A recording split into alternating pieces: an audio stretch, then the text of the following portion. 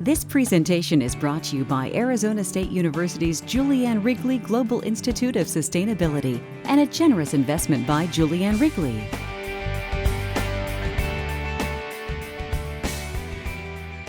But in 1979, aside from a couple platforms for medical research and a few botanical contraptions around the world to look for flowers and fruits, there was no Canopy science. And it just suddenly came to life because I needed to look at these leaves at the top of the trees in Australia. And with that very modest toolkit costing only about $300, I can now go to any tree in the world, such as these amazingly tall trees in Taiwan or any other place where we might need to look at whole forest health. So the toolkit for Canopy science started in about 1979. And the next thing that happened after single rope techniques was the fact that suddenly we figured out that half of the species in the terrestrial part of the planet lived in the tops of trees. So that really inspired a lot of activity in the 1980s to get up there, to figure out what was there, and also figure out the health of the forests. The second Canopy tool that came along was in the mid-1980s.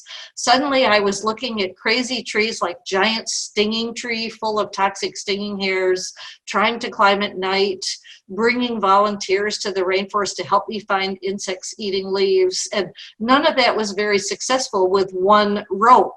So drinking a lot of wine, which is the Australian tradition, with an ecotourist lodge operator, we wrote on the back of a napkin and designed the world's first canopy walkway in South Queensland in Lamington National Park.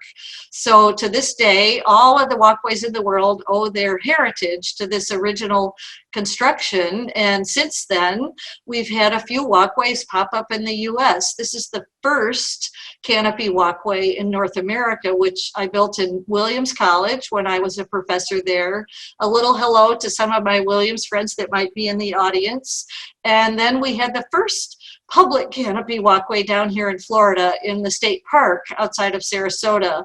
And another little hello to the Tree Foundation and our inspirational president, Elizabeth Moore, because this walkway has tripled the visitorship to the park and also allowed a lot of kids to explore forest canopies. So after the 1980s, we had the second method of canopy research well and truly launched. A third method, and kind of exciting but expensive, is canopy cranes. This was pioneered by the Smithsonian Institution in the early 1990s, but it costs about $1 million. That's small in a NASA budget, or if you're doing physics and wanting to build a particle accelerator, but it's a huge budget for a field biologist. So there are now only about 10 of these cranes around the world, and 3 of them are funded by the Chinese researchers. A fourth method, and maybe the most fun, like being sort of Dorothy in The Wizard of Oz, is using the inflatables, which were originally designed by French botanists with an inflatable balloon, as you see here, an amazing raft that's being moved onto the tops of the trees, and this incredible sled, which allows us as researchers to glide between treetops and sample in the very tops of the trees. You'll also see from the ratio in this slide that I was still being outnumbered, and I still am being outnumbered in field biology for tropical rainforests. This expedition to Cameroon, Africa, had only 1 woman out of 50, I'm embarrassed to say, and you can probably read more about it in my next book, but I would love to recruit some arbonauts in this audience and hope there might be some women students interested in canopy science.